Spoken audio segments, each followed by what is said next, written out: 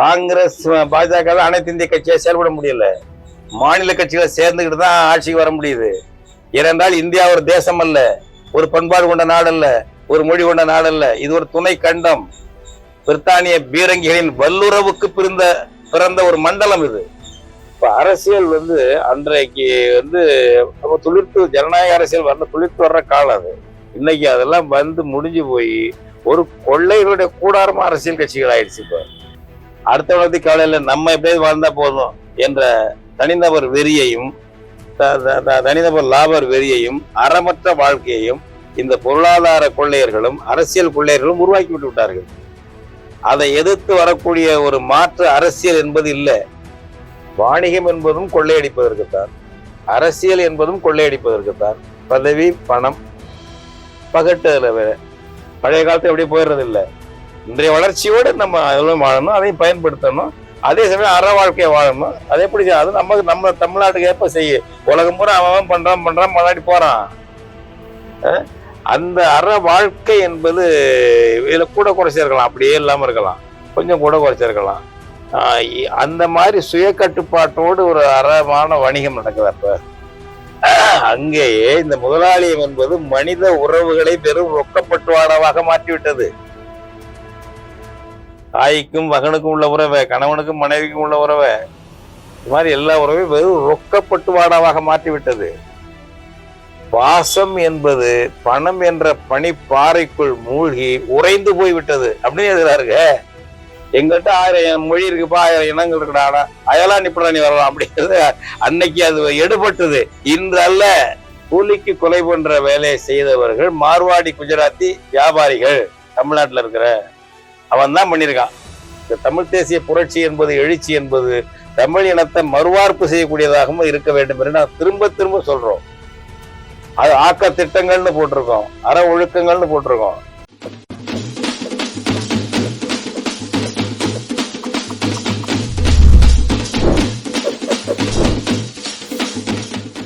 தமிழர் கண்ணோட்டம் நேயர்களுக்கு வணக்கம். தமிழகத்தில் ஆசிரியை, வழக்கறிஞர், மருத்துவர் என அடுத்தடுத்து கொலைகள் நடந்து கொண்டிருக்க, தற்கொலைகள் கூடிக்கொண்டிருக்க, இந்த சமூக சீரழிவு குறித்தும் இதற்கு நாம் மேற்கொள்ள வேண்டிய நடவடிக்கைகள் குறித்தும் தமிழ் தேசிய பேரியக்கத்தின் தலைவர் ஐயா பே மணியரசன் அவர்களோடு இன்றைக்கு நாம் கலந்துரையாட உள்ளோம். ஐயா வணக்கங்க. வணக்கம் தோழர். வணக்கம் ஐயா. இந்த ஒரு மாதத்துல மட்டும், இந்த 20 நாள் கடந்த 20 நாள்ல மட்டும் பாத்தீங்கன்னா, ஒரு ஆசிரியை ஒருத்தவங்க பள்ளிக்கூடத்துல பூந்து வெட்டி இருக்கிறாங்க, அவங்க இறந்து போயிட்டாங்க. அதே போல சென்னையில ஒரு மருத்துவர் தாக்கப்பட்டிருக்கிறாரு. ஒசூர்ல ஒரு வழக்கறிஞர் நீதிமன்ற வளாகத்திலேயே வெட்டப்பட்டார். தொடர்ச்சியா இது போன்று சம்பவங்கள் நடந்து கொண்டே இருக்கு. இதுக்கெல்லாம் என்ன காரணம்? இதை பத்தி நீங்க என்ன நினைக்கிறீங்க? நீங்க குறிப்பிட்ட கொலைகளை ஒரு தனித்த நிகழ்வுகளாக மட்டும் நம்ம மதிப்பிட முடியாது. தனித்த காரணங்கள் இருக்கின்றன, அதுக்கும் அந்தந்த கொலைக்கு ஒரு காரணங்கள் இருக்கின்றன. ஆனா ஒட்டுமொத்தத்துடைய சமூக சீரழிவுடைய விளைவு தான் அதுதான் உற்பத்தி செய்தது மாதிரி. இப்ப வகை வகையா இப்ப இந்த கொலையை செய்யறீங்க, தாயை மகன் கொலை செய்த செய்தி வந்துகிட்டு தான் இருக்கு, அண்ணனை தம்பி கொலை பண்ணது வந்துகிட்டு தான் இருக்கு. பெத்த குழந்தைகளை கொலை பண்ணிட்டு தானும் செத்து போறாங்க. வறுமையினாலேயோ வர்றதாலேயோ பெத்த குழந்தைகளை கொலை பண்ணிட்டு தானும் செத்து போறாங்க. இந்த மாதிரி வகை வகையான கொலைகள் இருக்கு. அடுப்பதற்கு காசு தரலன்னு தலையில கல்ல தூக்கி போட்டு கொள்றதா, குடிக்கிறதுக்கு காசு தரலன்னு தலையில கல்ல போட்டு கொள்ற கணவன் இருக்கான், மனைவியும் இருக்கு, பிள்ளைகள் இருக்கு. அந்த மாதிரி பல வகைகள்ல இருக்காங்க. அதெல்லாம் ஒன்னொன்னா விபத்துக்கள் சாவு நடக்குது பாருங்க. சாலை விபத்துக்கள், பொறுப்பற்று வண்டி ஓட்டுறது, ஒரு கித்தாப்பா போறது, பசங்க 3 பேர் போறது, அந்த சர்க்கஸ் நடத்திக்கிட்டே போறது, ஒரு சமூக ஒழுக்கம் அதெல்லாம் இல்லாமல் ஒரு தாந்தோன்றித்தனமான அராஜகங்கள் அங்கங்க தலைவிரித்தாடுது. அதனுடைய போக்கில் தான் இந்த படுகொலைகளையும் அல்லது தற்கொலைகளையும், நிறைய தற்கொலையும் நடக்குது, அதையும் நம்ம பார்க்க வேண்டி இருக்கிறது.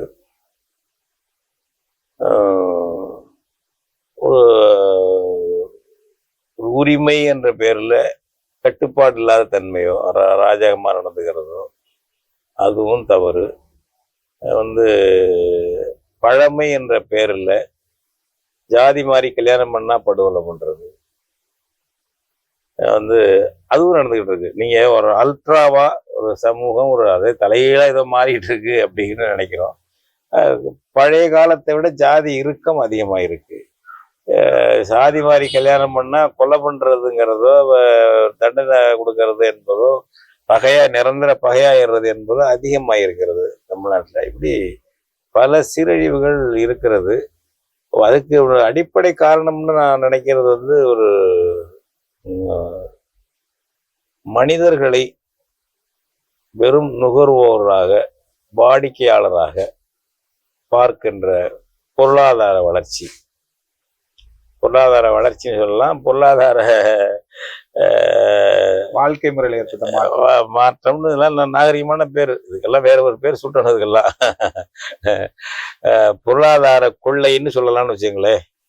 பொருளாதார சூதாட்டம். இப்ப நீங்க கம்பெனிகள் உற்பத்தி பண்ணி லாபத்துக்கு விற்கிறதுங்கிறது எல்லா காலத்துலயும் உண்டு. லாபமே இல்லாம வித்தாக்க அப்புறம் அவங்களுக்கு என்ன கட்டுப்படி ஆகும்? அவனுக்கு சம்பளம் எப்படி கொடுப்பான், அவன் எப்படி பழைப்பான், எல்லாம் பண்ணுவான். லாபம் இருக்கும், அதுக்கு ஒரு வரம்பு இருந்தது, ஒரு நடைமுறை. யாரும் சட்டம் போட்டு வரம்பு இல்லை, அவங்களாம் ஒரு சமூக வரம்பு இருந்தது.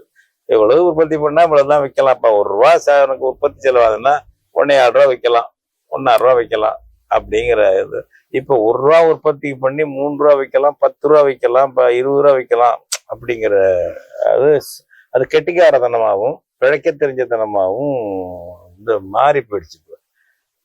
இப்போ நீங்க அதுக்கெல்லாம் ஒரு காரணம் எடுத்துக்கிட்டே விளம்பரம் வருது பாருங்க. பொருள்களுக்கு விளம்பரம் வருது இல்ல, எத்தனை தொலைக்காட்சியில விளம்பரம் கொடுக்குறான் ஒரு பொருளுக்கு. நீங்க சொல்ற மாதிரி இப்ப இந்த பொருளாதார உலகத்தில் ஏற்படக்கூடிய மாற்றம் தனி மனித வாழ்க்கையை பாதிக்குதுன்றீங்க. ஆமா, தனிமை. அதாவது இது ஒரு ப்ராசஸ். பொருளாதாரத்துல ஏற்படுற இந்த சீரழிவுன்னு வச்சுங்களேன். ஒரு பொருளாதார கோடீஸ்வரன் ஆயிரணுங்கிற போட்டி இருக்கு பாருங்க. எந்த அறமும் எந்த தர்ம நியாயமும் கடைபிடிக்காமல் விற்கலாம், பொருளை விற்கணும், கொள்ளை லாபம் அடிக்கணும். அதுதான் திறமை, அதுதான் பாராட்டுக்குள் என்பதாக அதுல வர்றது. அதுக்கு தகுந்தாப்புல அவங்க பிற்காலத்துல தாராளமயம் கொண்டு வந்தாரு. எங்க வேணாலும் வித்துக்கலாம். ஒரு நாட்டுல வந்து அவன் முடிவு பண்ணி வாங்கலாம் கொடுக்கலாம் அப்படிங்கறதெல்லாம் இல்லாம அதை அழிக்கிறேன்டா சொல்லி உலகமயம், தாராளமயம். இதன் பிறகு வந்த பண்பாட்டு சீரழிவுகள் இன்னும் அதிகமா பிடிச்சது. ஒரு போட்டி போடுறது, அல்லது போட்டியாவே அடுத்தவனை கருதுறது, முடிஞ்சவன் வாழ்றது, முடியாத வீழ்றது, அதெல்லாம் உலக ஏற்க பண்ணி முடிஞ்சா நீ வாழ்ந்துக்க அப்படின்னு சொல்றது. இந்த மாதிரி அராஜகங்கள் இந்த பொருளாதாரத்துல இருந்து பொருளாதார முதலாளிகள், வணிகர்கள், பெருவணிகர்கள் இவர்கள்ட்ட இருந்து இது உற்பத்தியாகி இது அப்படியே அரசியலுக்கு வந்துடுது.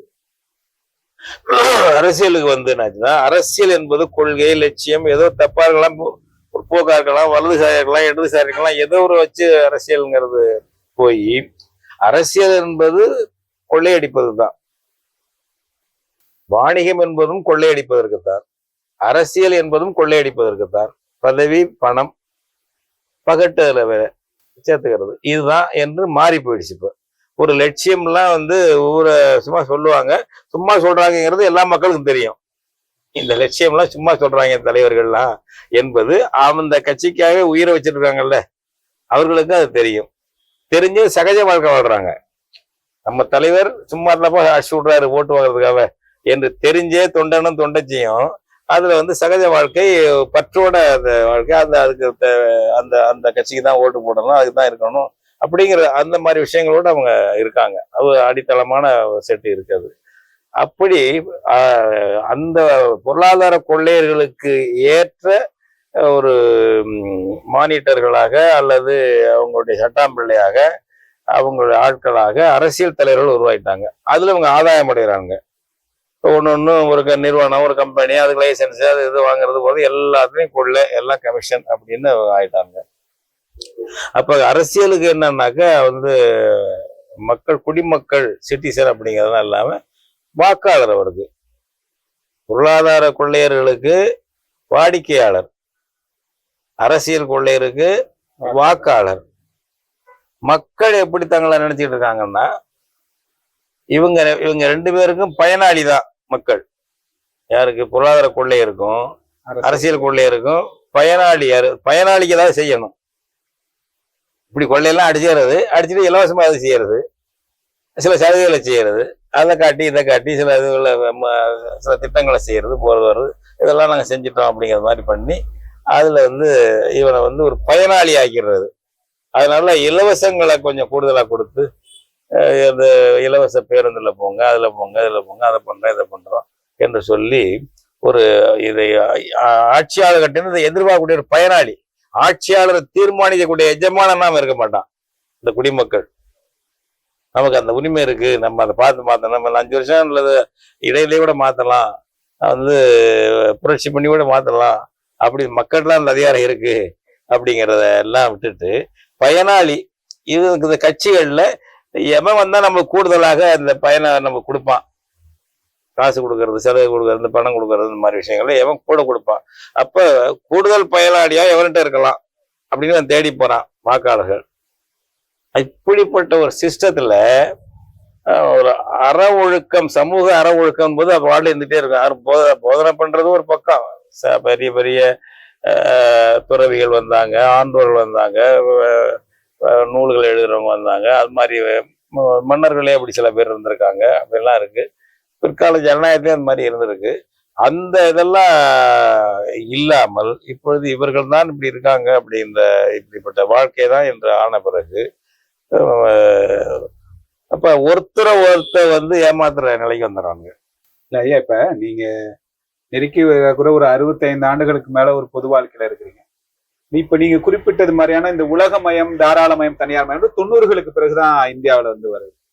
இந்த சமூக சீர்கேடுகள், இந்த உலகமயம், தாராளமயம், தனியார் மயத்துடைய விளைவாக பாருங்களா? இதற்கு முந்தைய காலகட்டங்கள்ல இப்படியான கொலைகள், கொள்ளைகள் அப்படி எல்லாம் நல்ல கேள்வி இது. அதாவது என்னன்னா இருக்கு, இதனுடைய வால்யூம், இதனுடைய விரிவடைஞ்சது பெறுது. நீங்க இன்னும் சொல்ல போனா பல இடத்துல நான் இதை சுட்டி காட்டிருக்கேன். காரல் மார்க்ஸ் 1848 எழுதின கம்யூனிஸ்ட் அறிக்கையில, 1847 எழுதின கம்யூனிஸ்ட் அறிக்கையில அப்ப அவங்க கொஞ்சம் வளர்ச்சி அடைஞ்சு, முதலாளித்த வளர்ச்சி அடைஞ்ச ஐரோப்பாவில் வளர்ச்சி அடைந்த நாடுகள்ல அங்கேயே இந்த முதலாளியம் என்பது மனித உறவுகளை வெறும் ரொக்கப்பட்டுவாடாவாக மாற்றிவிட்டது.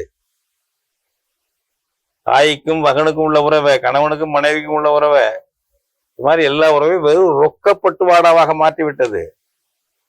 பாசம் என்பது பணம் என்ற பனிப்பாறைக்குள் மூழ்கி உறைந்து போய்விட்டது அப்படின்னு எழுதுறாருங்க. இந்த முதலாளியத்தின வளர்ச்சினால பழைய காலத்தை தாண்டி வந்த எந்திர உற்பத்தி முறையில மாஸ் ப்ரொடக்ஷன் வருது பாருங்க. இந்த மாஸ் ப்ரொடக்ஷன்ல சில நன்மைகள் இருக்கு, பல தீமைகளும் இருக்கு. இல்லைங்க, இப்ப இது எதிராக கேட்கணும். வெறுமன பாசத்தை வச்சுட்டு பசி போயிடுமான்னு கேக்குறாங்களே. வெறும் பாசம் மட்டும் இருந்தா பசி போயிடுமான்னு கேக்குறாங்கல்ல. ஆமா, பணத்தை வச்சுக்கிட்டு பசி போயிருக்கா? பணத்தை வச்சுக்கிட்டு ஏன் கொலை பண்ணிக்கிறீங்க? பணத்தை வச்சுட்டு கல்யாணம் பண்ணி 6 மாதத்துல ஏன் ரத்து பண்ணிக்கிற? காதல் பண்ணி திருமணம் பண்ற, 6 மாதம் ஓராண்டுல ரத்து பண்றிய. இப்ப பிரபலமான பலதை எண்ணி பாருங்க. சினிமா துறைன்னா ஒன்னே தெரியாது, எல்லா இடத்துலயும் இருக்காது. ஐடில வேலை பார்க்குறாங்க பசங்க, பொண்ணும் ஆணும் வேலை பார்க்குறது, ஒருத்தர் விரும்பி கல்யாணம் பண்ணிக்கிறாங்க. பெற்றோரோட சில பேரை ஜாதியை பார்த்து வெறுப்பாங்க, மறப்பாங்க, சரி ஏதோ பிள்ளைகள் பண்ணிட்டு போதுன்னு விட்டுறாங்க. அப்புறம் அதுவும் இருக்கு. ஒரு ஒரு ஒரு ஒரு மாதம், ஒரு வருஷம், 2 வருஷத்துல விவாகரத்து வருது. நீதிமன்றங்கள்ல போய் கணக்கு பாருங்க, எவ்வளவு நீதிமன்றங்கள்ல இப்ப விவாகரத்து மனமுறிவு வழக்குகள் நிறைய வந்துட்டு இருக்கு. அது சென்னையை பத்தி சொல்றாங்க, எக்கச்சக்கமா இருக்கிறாங்க நம்ம வழக்கறிஞர்கள் சொல்றாங்க. சென்னையில என்ன அமைதி வாழ்க்கை வாழ்றீங்கிறேன், பொருளாதாரம் தான் இருக்கு. தாய்க்கு மகனுக்கு, இப்ப தாய்க்கு வயசான தாய் தகப்பனுக்கு யாருங்க பாதுகாப்பு இருக்காங்க? வளர்க்குற நாய் தான் பாதுகாப்பு தாய் தகப்பனுக்கு. இந்த தாய் தகப்பன் தான் கஷ்டப்பட்டு பொருளை வித்து எல்லாம் வித்து படிக்க வைக்கிறாங்க. வேலைக்கு போன பிறகு அவன் சம்சாரம் அவனோட போயிடுறான். பணமா அனுப்புறேன், பாத்துக்க, பணம் அனுப்புறேன், கூட இருக்க முடியாது. எத்தனை பேரு தாய் தகப்ப கல்யாணமானதனுடைய மகனோட மகளோட இருக்காங்க. அவங்க கதியெல்லாம் எண்ணி பாருங்க. இந்த வளர்ச்சி எதுக்குன்னு கேக்குறேன்னா, இந்த வளர்ச்சி மன அமைதி இல்லாத, இதான் சொல்றேன். 19ஆம் நூற்றாண்டுல அவர் சொல்றாரு கார்ல் மார்க்ஸ். இன்னைக்கு அது பல மடங்கு பெருகி போயிடுச்சுங்க, பல மடங்கு. இப்ப அது வெறும் ரொக்கப்பட்டு வாடனா சாதாரண இல்லை. அது இப்ப அரசியல் அன்றைக்கு துளிர்த்து, ஜனநாயக அரசியல் துளிர்த்து வர்ற காலம் அது. இன்னைக்கு அதெல்லாம் முடிஞ்சு போய் ஒரு கொள்ளைகளுடைய கூடாரமா அரசியல் கட்சிகள் ஆயிடுச்சு. இப்ப அப்ப மனித வாழ்க்கை என்பது ஒரு அமைதியற்றதாக, பண்பற்றதாக, ஒருத்தன் ஏமாந்தா அடுத்த அவனை காலவாரி விடுறதாக இருந்ததுன்னா என்ன முன்னேற்றம் இது? இந்த சமூக முன்னேற்றம் இதுக்கான இந்த முன்னேற்றம் தானா? வானத்துல பறக்கிறோம், அங்க பறக்கிறோம், கடல்ல மிதக்கிறோம், எல்லாம் தான் பண்றோம். இந்த குடும்பத்துல வாழ்க்கை நடத்த முடியலையே. அது மாதிரி இருக்கு. அதுவும் இன்னும் அந்த ஐரோப்பாலாம் போய் பாத்தீங்கன்னா படுமோசம். மனித உறவே இல்லை. உறத்தை 3 தடவை 4 தடவை குடும்ப மனமுறிவு பண்ணிக்கிறான். 30 வருஷம் நீங்க போய் சொல்லி நான் 30 வருஷம் நாங்க கணவன் மனைவி ஒன்னாங்கன்னா வியப்பா பாக்குறாங்க. 30 வருஷம் ஒன்னா இருக்கீங்களா? 40 வருஷம் ஒன்னா இருக்கீங்களா? ஒரு கணவன் மனைவியும். அதெல்லாம் பெரிய அவங்களுக்கு கண்காட்சியில் வைக்க மாதிரி இருக்கு ஐரோப்பாவில். என்ன வாழ்க்கை வாழ்றாங்க? அந்த பிள்ளைகள் வந்து 15 வயசு 16 வயசுலயே எல்லாம் இதாயிடுது. எங்கிட்ட வேணாலும் போகலாம். தாய்காரவங்க பிள்ளைகளுக்கு மத்தியான சாப்பாடு, பள்ளிக்கூடத்துக்கு போற பிள்ளைகளுக்கு, கொஞ்சம் வயசு வந்த பிள்ளைகளுக்கு மத்தியான சாப்பாடு கொடுக்கும்போது பெண் குழந்தைகளுக்கு கருத்தடை சாதனத்தை வச்சு கொடுக்குறாங்க. பைக்குள்ள சாப்பாட்டுக்குள்ள அந்த பிள்ளைகளுக்கு சாயங்காலம் வர்றதுக்குள்ள ஏதாச்சும் நடந்துச்சா என்ன பண்றது? கருத்தடை பயன்படுத்துங்க சொல்லி தர்றாங்க. என்ன வாழ்க்கைங்க அது? தாத்தா பாட்டி அம்மா அம்மாச்சி அது யாரும் இல்ல. இப்ப நீங்க சொல்றது வந்து ஒரு மேற்குலக சமூகம், அது சரி. நம்மகிட்ட அது மாதிரி வந்துட்டு இருக்கு. இல்ல ஒரு அரண் நூல்கள், நீதி இலக்கியங்கள் வளர்ந்த மண்ணில், இப்ப திருக்குறள் போன்ற ஒரு அற இலக்கியங்கள் வளர்ந்த மண்ணில் இத்தனைக்கும் ஒரு பொதுவான லட்சியங்களை வச்சு இப்ப மொழி போராட்டம் போன்ற வீறு பெற்ற போராட்டங்கள் இருக்கு. ஈழ போராட்டத்திற்கு ஆதரவாக மக்கள் திரண்டு போராடிய நிகழ்வுகள் இருக்கு. ஜல்லிக்கட்டு போராட்டம் போன்ற நிகழ்வுகள். அந்த தமிழ் சமூகத்தில் இப்ப இந்த மாதிரி நடப்பதற்கு என்ன காரணமா கருதுறீங்க? இதே தான் காரணம். அங்க என்ன காரணம் வந்துச்சு? அதுதான் காரணம். அங்க பொருளாதார எப்படி ஒரு வந்து ஒரு தொழில் என்பது பொருளாதார வேட்டைக்கான ஒரு வடிவம்னு மாறிச்சோ, தொழில் என்பது சமூக தேவை, அது ஒரு லாபம் இருக்கும், லாபம் நடத்த முடியாது. அதெல்லாம் இந்த பட்டினப்பாளையில சொல்றாங்க. கொள்வதும் குறைபடாது, கொள்வதும் மிகை கொள்ளாது, கொடுப்பதும் குறைபடாது சொல்றான் பாருங்க. அப்படின்னு அதிகமா வாங்கிடக்கூடாது. பண்டமா தானியம் கனியம் கொடுத்து இன்னொரு கத்திரிக்காய் வாங்குறது, தானியம் கொடுத்து அவரைக்காய் வாங்குறது, காய்கறி வாங்குறது, ஏதோ வாங்குறது, அதை வந்து அதிகமா வாங்கிடக்கூடாது. வியாபாரி கொடுக்கும்போது அந்த எடை குறையக்கூடாது, அளவு குறையக்கூடாது. அப்படி கொடுத்துக்கிட்டு இருக்கிறது பட்டினப்பாளையில காவிரி உட்பட்ட இடத்துல நகரம் இருக்கு. அப்படி இது ஒரு அறம் நமக்கு. அந்த அற வாழ்க்கை என்பது இதுல கூட குறைச்சிருக்கலாம், அப்படியே இல்லாம இருக்கலாம், கொஞ்சம் கூட குறைச்சிருக்கலாம். அந்த மாதிரி சுய கட்டுப்பாட்டோடு ஒரு அறமான வணிகம் நடக்குது. அப்ப என்ன சொல்றேன் உங்களுக்கு, இவ்வளவு விளம்பரம் கொடுக்குறான், ஏமாத்தான் கொடுக்குறான். அவ்வளவு விளம்பரம் கொடுத்து அவனுக்கு லாபம் வருதுன்னா எப்படி? எல்லா தொலைக்காட்சியும் கொடுக்குறான், எல்லா பத்தியிலும் ஒரு பொருளுக்கு விளம்பரம் வருது. அப்ப அதனுடைய அடக்க விலை என்ன, எத்தனை மடங்கு உயர்த்திருப்பான்? விளம்பரத்திலே எல்லாம் ஓடுது வியாபாரம் ஆகுதுன்னா அவ்வளவு மோசமாயிடுச்சு. அது மாதிரி கட்சிகள், அவனுடைய ரெப்ளிகா கட்சிகள்ங்கிறது அவ்வளவு விளம்பரம். நாங்கள் அதை செய்தோம், இதை செய்தோம். அப்ப காங்கிரஸா, அது ஒரு காலத்துல நாங்க விடுதலை பெற்றோம். உணவும் சொல்றது இல்லை. இங்க நமக்கு தான் பெரிய திராவிட இயக்கம் இருக்கு, திமுக அதிமுக. நாங்கெல்லாம் எல்லாம் பண்ணி விட்டோம், அதெல்லாம் பண்ணோம். நாம தான் உங்க ஆட்சியில தான் இது போல சீரழி நடந்துட்டு இருக்கு. இப்ப நீங்க சொன்ன கொலைகளா இருக்கட்டும், அமைதியற்ற வாழ்க்கையா இருக்கட்டும், மனமுறிவுகளா இருக்கட்டும், எல்லாம் இந்த உங்க ஆட்சியில தான் நடக்குது. நீங்க அதனுடைய பார்ட் அண்ட் பார்சலா இந்த சீரழிவுடைய மூல வந்து பன்னாட்டு கம்பெனிகளும் கொள்ளை கம்பெனிகளும் இருக்கு. அடுத்தது அரசியல் கம்பெனிகள் இருக்கு. அரசியல் கொள்ளையர்கள், பொருளாதார கொள்ளையர்கள் 2 பேரும் சேர்ந்து சமூகத்தில் உள்ள இண்டிவிஜுவல் தனிநபருடைய பண்பாட்டை மாற்றி இருக்கிறார்கள்.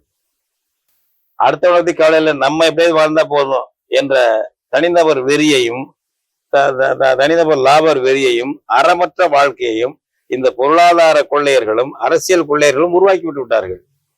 அதை எதிர்த்து வரக்கூடிய ஒரு மாற்று அரசியல் என்பது இல்லை. இந்த அவன் பதவிக்கு போனா நான் வரணும் அப்படிங்கிற அரசியல் போட்டி தான் இருக்கே தவிர அற ஒழுக்கத்தோடு இல்ல. ஒரு தமிழ் தேசிய அற ஒழுக்கம் நம்ம சொல்றாங்க, தமிழ் தேசிய பேருந்து சொல்றேன் விஷயம் வந்து அந்த மாதிரி ஒரு அற ஒழுக்கம். இப்ப இந்திய விடுதலை போராட்டத்துல விடுதலை மட்டுமா காந்தி கேட்டாரு? ஒரு அற ஒழுக்கம் சொன்னாரு. அதுல மாறுபட்ட கருத்து இருக்கலாம். அவர் வாழ்வியல் முறை சொன்னாரு. உண்மையே பேசி எந்த நிலையிலையும் போய் பேசக்கூடாதுன்னு சொன்னாரு. இதெல்லாம் வந்து இன்னைக்கு இருக்கா எங்கேயாவது? பொய்யே பேசுவோம்னா சிறந்த தலைவன் சிறந்த தலைவி. இன்னைக்கு சிறப்பாக பொய் ஒழுக தெரிந்தவர்கள் சிறந்த தலைவர்கள், பெரிய பேச்சாளர்கள் அப்படின்னு ஆயிடுச்சுல இன்னைக்கு. இவனுக்கும் தெரியும், யாருக்கு வாக்காளரா இருக்காருல்ல, பயனாளியா இருக்க மக்கள், அவனுக்கு தெரியும். ஆமாண்ணா இப்ப யாரெல்லாம் யோக்கியம்? தனக்கு வாய்ப்பு இருந்தா அயோக்கியம் நடந்துட்டு போயிடுவான், அவ்வளவுதான். தனக்கு வாய்ப்பு கிடைச்சா அயோக்கியம் நடந்துட்டு போயிடுறது. இப்ப அயோக்கியோட அட்ஜஸ்ட்மெண்ட் இத மாதிரி சீரழிவு இருக்குங்க. இதுதான் நம்ம தமிழ் தேசியம் என்பதை இறையாண்மை மீட்பு, இன உரிமை மீட்பு என்பது மறுவார்ப்பும் செய்ய வேண்டும். தமிழ் இனத்தை மறுவார்ப்பு செய்ய வேண்டும். இந்த தமிழ் தேசிய புரட்சி என்பது, எழுச்சி என்பது தமிழ் இனத்தை மறுவார்ப்பு செய்யக்கூடியதாகவும் இருக்க வேண்டும் என்று நான் திரும்ப திரும்ப சொல்றோம். அது ஆக்க திட்டங்கள்னு போட்டிருக்கோம், அற ஒழுக்கங்கள்னு போட்டிருக்கோம். நம்ம இப்ப பேசணுதெல்லாம் ஒரு எங்கேயோ வீடியோல பேசணும் இல்லாம அன்றாடம் அங்கங்க பேசணும், அங்கங்க பேசணும். ஒரே ஒரு எடுத்துக்காட்டு சொல்றேன், எப்படி கெட்டு போறான் நம்ம ஆளுன்ட்டு. கூலிக்கு கொலை பண்ற பழக்கம் எங்கேயாவது தமிழ்நாட்டுல 60கள் இருந்ததா? பெரியவங்களை கேட்டு பாருங்க. பணம் வாங்கிட்டு சம்பந்தம் இல்லாதவன் சம்பந்தம் இல்லாதவன கொலை பண்ணிட்டு போயிடுறது. கூலிப்படை கூலிப்படை கூலிப்படை இப்ப சகஜமா நடந்துட்டு இருக்குங்க. இது எங்கேருந்து வந்தது? ஜூனியர் விடன்ல இதை பத்தி ஒரு கட்டுரை எழுதினாங்க, பல ஆண்டுகளுக்கு முன்னாடி ஒரு கட்டுரை. 1970 வாக்குல இந்த கூலிக்கு கொலை பண்ற வேலையை செய்தவர்கள் மார்வாடி குஜராத்தி வியாபாரிகள்.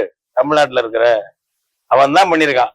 அவன் வியாபாரத்துக்காக, அவனுக்கு ஆள் இருக்காது நேரடியா பண்றதுக்கு, அவன் அந்த ரிஸ்க் எடுக்க மாட்டான். வியாபாரம் இல்ல, எது இருந்தாலும் அவன் கூலி கொடுத்து பண்ணிட்டு போயிடுவான். அந்த மாதிரி கூலிக்கு ஆள் வச்சு கொலை செய்யற பழக்கத்தை மார்வாடி குஜராத்தி சேட்டுகள் உருவாக்குனானுங்க. அது இப்ப எல்லாருலயும் பரவிடுச்சுன்னா அதை பத்தி எல்லாரும் ஒரு கட்டுரை ஜூனியர் விடல்ல வந்து கட்டுறது. எண்ணி பாருங்க, 2 விஷயம் இது. ஒரு அயலான் வரும்பொழுது ஒரு கேடுகள் என்னென்ன வருது, வெள்ளக்காரன் வரும்போது என்னென்ன கேடுகள் வந்துச்சு, சில நன்மைகளும் இருக்கு. இப்ப இவங்க எல்லாம் ஈவேரா மாதிரி குருநாதர்கள்லாம் என்ன பண்ணாங்கன்னா அந்த நன்மைகளை மட்டுமே பெருசுப்படுத்திடுவாங்க. அவன் இல்லைன்னா நம்ம ஒண்ணுமே இல்லை, அவன் மொழியை கத்துக்க, அவன் மாதிரி மாறு அப்படிங்கிறது. அது சொந்த கொள்கை இல்லாத சிட்டு, சொந்த கொள்கையை மாற்று ஆக்கத்திட்டம் மூலம் இல்லாதவங்க. நமக்கு நம்ம பின்னணி இருக்கு, நமக்கு அறவாக்கு. நீங்க சொன்னீங்கல்ல தமிழருடைய ஆண்டோர் என்ன சொல்லியிருக்காட்டு, நமக்கு அந்த வரலாறு இருக்கு, நம்ம வாழ்ந்த வரலாறு இருக்கு, அதுக்கான காப்பிய சான்றுகள் இருக்கு. அந்த வாழ்க்கையை ஒழுங்கு பண்ணி அப்டேட் பண்ணிக்கணும். நம்ம 2000 ஆண்டுக்கு முன்னாடி நமக்குன்னு ஒழுக்கம் இருந்தது, அறம் இருந்தது. ஏன்னா சாதாரணமா அவங்க அதெல்லாம் ஒரு புள்ளைய ஒரு தேர் போய் அடிச்சு கொண்டு போச்சுனாக்க அந்த புள்ளைய அந்த தேர்ல ஏத்துனாங்க. பசுங்கனுடைய கொண்டுச்சுன்னா அது நடந்ததா இல்லையாங்கல்ல, அதை எழுதி வச்சு உனக்கு ஒரு தண்டா நீ அப்படி தண்டா இருக்கணும்னு சொன்னான்ல நம்ம ஆளுங்க. புறாவுக்காக தசையை கொடுத்தான். அவன் கண்ணைக்கு அதான சொல்றான். ஊரு இது மாதிரிடா, நீ என் கணவனை தப்பான அப்பாவிய கொலை பண்ணிட்ட, தேராமண்ணா செப்பு உடையன் எள்ளறு சிறப்பின் இமய ஒரு புல்லூர் முன்கண் தீர்த்தோட அன்றையும் வாயில் கடைமணி நன்னார் எடுங்க, ஆவின் கண்ணீர் உகுநீர் பொறாது அரும்பெறல் புதல்வலை ஆழியில் மடித்தோன் பெரும்பெயர் புகார் என்பூர் அப்படிங்கிறா. இந்த இனம் இப்படிப்பட்ட மரபு கொண்ட இனம், இந்த பெருமையிலையும் சொல்லி நம்ம அப்படி இருக்கிறமே, அவன் வாரிசு ஆணும் பெண்ணும் இப்படி இருக்கமே என்பதை தன்னை மாத்திக்கணும், திருத்திக்கணும் என்ற முறையில் நம்ம ஒரு அரசியல்ல அல்லது சமூகவியல்ல அற ஒழுக்கத்தோட கூடிய இயக்கங்கள் வளர்ச்சி அடையணும். நம்ம விமர்சனம் பண்ணிட்டு இருப்பேன், நானே இருக்கேன்னு வச்சுங்க, இதெல்லாம் திராவிடத்துல தீங்குப்பா, அது போதாது தம்பி, எஸ்கேபிசம், ஒதுங்கிக்கிற சுலபமா உத்தமன் வேடம் போடுறேன்னு அர்த்தம். இதெல்லாம் திராவிடத்துல இத மாத்துறதுக்கு நீ என்ன பண்ற, நம்ம என்ன பண்றோம்? மக்கள் நம்ம மாற்று பண்பாடு, நம்ம மரபுல இருந்து இன்னைக்கு அப்டேட் பண்ணி வளர்ச்சி அடைந்த அற ஒழுக்கம் என்ன? பழைய காலத்துல அப்படியே போயிடுறது இல்லை. இன்றைய வளர்ச்சியோடு நம்ம அதெல்லாம் வாழணும், அதையும் பயன்படுத்தணும். அதே சமயம் அற வாழ்க்கையை வாழணும். அது எப்படி? அது நம்ம தமிழ்நாட்டுக்கு ஏற்ப செய்ய. உலகம் பூரா அவன் பண்றான் முன்னாடி போறான் என்று நாம் இதை கடைபிடிக்கணும். எனக்கு ஒன்னே ஒண்ணு, பல மாறுபாடுகள் இருந்தாலும் காந்தி வாழ்ந்து காட்டினார். பல பேர் அப்படி வாழ்வதற்கு பழக்கினார். நாட்டுக்கு விடுதலையை கேட்டுக்கிட்டே செஞ்சாரு. இப்ப நமக்கு இதுலதான் ஒரு அடிப்படையா ஒரு கேள்வி வருது. அதாவது காந்தி இருந்த காலம் என்பது வேறு. இப்ப காந்தியம் இப்ப நீங்க சொல்றீங்க ஒரு ஆக்கத்திட்டங்கள் சொன்னாரு. இப்ப நீங்களே இப்ப சொல்லுகின்ற மாதிரி உலக வேட்டை மயம், இப்ப உலக மயம் சொல்றதுல நீங்க உலக வேட்டை மயம் தான் சொல்றீங்க. இந்த 90களுக்கு பின்னால் இந்த உலக வேட்டை மயத்தின் பின்னால் ஒரு அரசியல் கட்சியினால் அதிகாரத்தை நோக்கி போவதும், ஒரு பெருங்குழுமம் என்றால் அது அந்த தொழில ஒரு முதன்மை இடத்தை தக்க வைத்துக் கொள்வதற்காக போட்டிடும், அதற்குரிய செயல்களை செய்வது என்பதும் இயல்பானது தானே. அதை எப்படி ஒரு தவறா நீங்க பார்க்க முடியும்? தடை போடணும் அதெல்லாம். நான் சொல்றேன், தமிழ் தேசிய இறையாண்மை மீட்பு அதிகார மீட்போட சேர்த்து இணைச்சு பாருங்க. இப்ப அதானி வர்றாரு, இங்க அதானி இந்த கொள்ளையடிக்கிறான். இப்ப தமிழ்நாட்டு ஆட்சியாளர்களுக்கு 1200 கோடி லஞ்சம் கொடுத்தா அவன் காற்றாலை மின்சாரம் கொண்டு வந்தாங்க ஒரு வாதம் வைக்கிறாங்க. ஐநா இதுல அமெரிக்காவில் ஒரு நீதிமன்றம் அவனுக்கு பிடிவாரண்டை போட்டிருக்கு. 2200 கோடி லஞ்சம் கொடுத்துதான் அந்த காற்றாலை மின்சாரம் அல்லது சூரிய மின்சாரம் அதுதான் பண்றான் அதானி என்று பல மாநிலங்கள்ல பண்ணிடுறாங்க. அங்கேயும் அதை முயற்சி பண்றான் பிஎஸ்ஏல அப்படின்னு சொல்லி போடுறான். யாரு இந்த அதானி? 17வது பணக்காரன் உலகத்துல. யாரால் அப்படி உலகத்து வந்தவன்? மோடியால் வந்தவன். ஆமா, குஜராத்தை சேர்ந்தவன், மோடியால் வந்தவன். அதாவது பாஜகவுடைய முழு வீச்சு பல மடங்கு சலுகைகளோட கொண்டாந்து நிறுத்திட்டான். இந்திரா காந்தி கொண்டு வந்தது அதே குஜராத்தி இவன் இருக்கான்ல அம்பானி, அவனும் குஜராத்தி தான். கொண்டு அவனை கண் முன்னால பெருசா கொண்டாந்து நிறுத்திச்சது. இந்திரா காந்தி தான் முடியுமா? நான் அதை விட பெரிய ஆள்னு மோடி காட்டி அதானியை கொண்டு நிறுத்திருக்காங்க. இந்த ஆள்வெல்லாம் குஜராத்காரங்கள் தான். அவனை நான் வர முடியாதுன்னு சொல்லணும்ல எனக்கு தமிழ்நாட்டுல. இப்ப நான் சொல்றேன், தமிழ் தேசியம் அவனுக்கு 8000 ஏக்கர் கொடுத்துருக்காங்க இதுல சென்னைக்கு வடக்கால அதானி போர்ட்ஸ். அதானிக்கு பல துறை வானூர்தி நிலங்களை கொடுத்துருக்காங்க, கடல்ல கொடுத்துருக்காங்க, நம்ம கடல்லையே அதானி கொடுத்துருக்கான். இதை உத்தமனாக இருக்கக்கூடிய நாங்கள் இதை இப்ப திமுக அதிமுக அதுல பங்கு போட்டு வாங்கிட்டு போயிடும். அவங்களுடைய இது ரத்தமே அதுதான். எந்த கட்சியா இருந்தாலும் சரி அதானிட்ட பங்கு போட்டு அவனுக்கு பங்கு போட்டு எனக்கு கொஞ்சம் சேர்த்து 50% சேர்த்து கொடுறா லஞ்சத்தப்பா. திமுக அதிமுக காங்கிரஸ் பாஜக உழைக்க முடியாது. இப்ப பாஜகன்னு வச்சுங்களேன், எப்ப ரவுடியோ எப்ப என்ன பண்றானோ அவனை தான் பிடிச்சி தலைவராக்குவாங்க, கட்சியில சேர்ப்பான் பாஜக. தமிழ்நாட்டு அனுபவம் அதுதான். யார் யார் சமூக உரிமையாக இருக்கணும் பட்டியல் லிஸ்ட்ல ஹிஸ்டரி மக்கள் காவல் நிலையத்துக்கு போனா ஹிஸ்டரி லிஸ்ட்ல உள்ளவர்னாக்க ரவுடி லிஸ்ட்ல உள்ளவர். அந்த மாதிரி யார் யார் பேரு லிஸ்ட்ல இருக்கோ அந்த மாதிரி ஆளை பார்த்து பேசித்தான் அண்ணாமலை கட்சியில சேர்ப்பாரு. அண்ணாமலை மட்டுமில்ல, எச் ராஜா உட்பட தமிழ்நாட்டுல அதுதான் அந்த ஆளுடைய வேலை. அதனால இந்த கட்சிகள் முன்மாதிரியா இந்த மாதிரி பாடியில இருந்தா நம்ம ஒன்றும் பண்ண முடியாது. நாம அதை மாற்றணும். அப்படிங்கும்போது நேர்மையானவர்களா இருக்கணும், இந்த பரப்புரையை செய்யணும். அதுக்கு இந்த அதிகாரம் வேணும். மாநில அரசுக்கு இந்த அதிகாரம் இருக்கணுமே தவிர இந்திய அரசுக்கு நம்ம ஒரு முதலாளி உள்ள நுழையக்கூடாதுன்னு சொல்றதுக்கு அதிகாரம் வேணும். மாநில அரசுக்கு, இந்திய அரசுக்கு அந்த அதிகாரம் இருக்கக்கூடாது. இந்திய அரசை மாத்தனா மாத்து. இந்திய அரசை எப்படி மாத்துவ? நீ இங்க இருந்து தமிழ்நாட்டுல இருந்துட்டு ஒரு அனைத்து இந்திய கட்சியை போய் இருக்க முடியல. காங்கிரஸ் பாஜக அனைத்து இந்திய கட்சியா செயல்பட முடியல. மாநில கட்சிகளை சேர்ந்துக்கிட்டு தான் ஆட்சிக்கு வர முடியுது.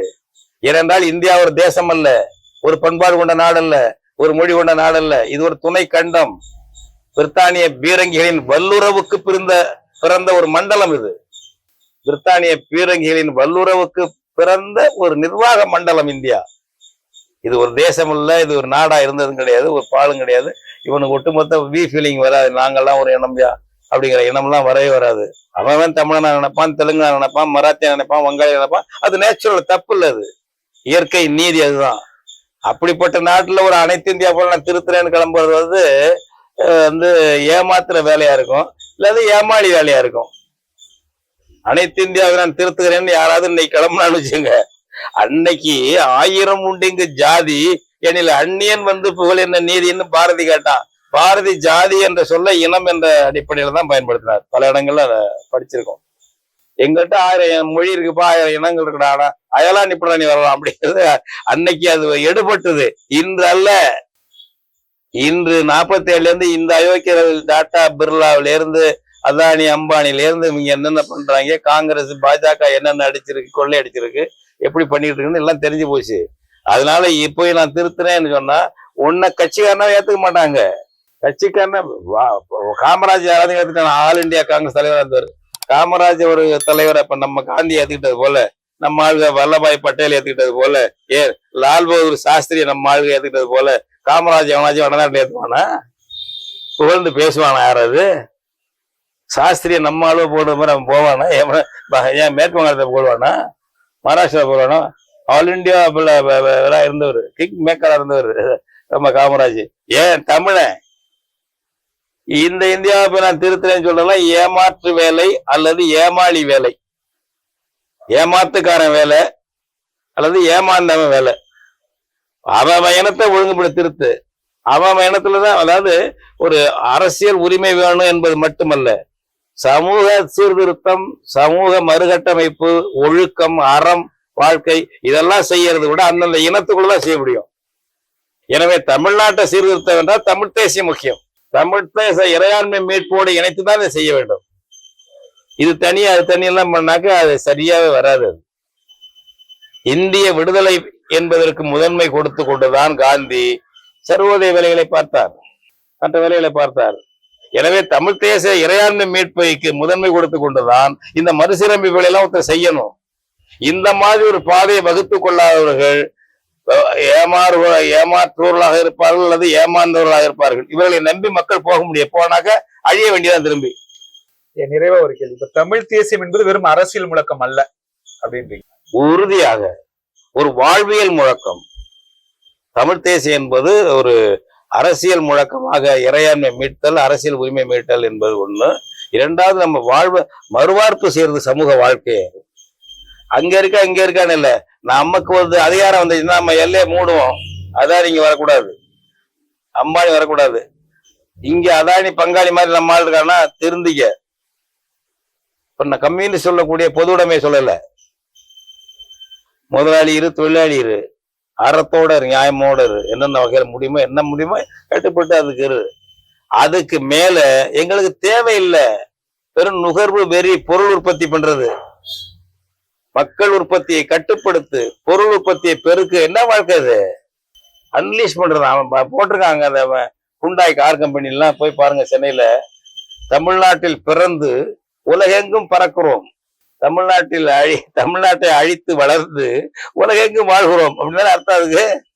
அதுக்கெல்லாம் இடம் இல்ல என்று இந்த மாதிரி கொள்கைகள் கோட்பாடுகள் எல்லாம் இல்லாத தமிழ் தேசியமா இருக்காது. அது ஒரு காப்பி, இந்திய தேசியத்தின் இன்னொரு போலி காப்பி. அப்படி இருந்தால் அப்படி நம்ம ஊரில் யாரும் இருக்கக்கூடாது. அதான் தமிழ் தேசியம் பேசுறவங்க இந்த பொறுப்புணர்ச்சியோடு சமூக அற ஒழுக்கத்தோடு நம்ம ஒரு சமூகத்தை கட்டமைக்க போறோம். அதற்கான அதிகாரம் நம்ம இனம், மொழி அடுத்தவனுக்கு அடிமையா இருக்கக்கூடாது என்பது இந்த எல்லாம் இணைந்ததுதான் தமிழ் தேசியம் என்று சரியானது. அதை பற்றி இன்றைக்கு சிந்திக்கணும். எனவே இந்த சீரழிவுகளை உண்மையா கணக்கில் எடுத்துக்கொண்டு இதை மாற்றுவதற்கான வேகம் பெறணும். இதெல்லாம் பார்க்கும் போல நெஞ்சு பொறுக்கணும். இன்னும் அடுத்த தலைமுறையாவது நல்லா வாழணும். நம்ம சமூகம் அடுத்த தலைமுறையாவது நம்ம சமூகம் இப்படி சீரழியாம வாழ வேண்டும் என்ற அக்கறையோடு செயல்பட வேண்டும். அதுதான் தமிழ் தேசியம். வணக்கம். இவ்வாறான பல செய்திகளை, பல சிக்கல்களுக்கு விடை கிடைக்கக்கூடிய செய்திகளை தமிழர் நோட்டம் வலையொலியில் வெளிப்படுத்தி வருகிறோம். இது தற்சார்பாக செயல்படுவதற்கு நிதி தேவைப்படுகிறது. இந்த நிதியை நம்முடைய மக்களாகிய நீங்கள் தான், இளையோரும் பெரியோரும் நண்பர்களும் தோழர்களும் சான்றோரும், நீங்கள் உங்களால் இயன்ற அளவு என்ன இயலுமோ அந்த நிதியை வழங்குமாறு அன்போடும் உரிமையோடும் கேட்டுக்கொள்கிறேன். உங்களுக்கு நன்றி உணர்வோடும் பொறுப்புணர்வோடும் தமிழர்கள் நோட்டம் செயல்படும் என்பதை உறுதி தெரிவித்துக் கொள்கிறேன். நன்றி, வணக்கம்.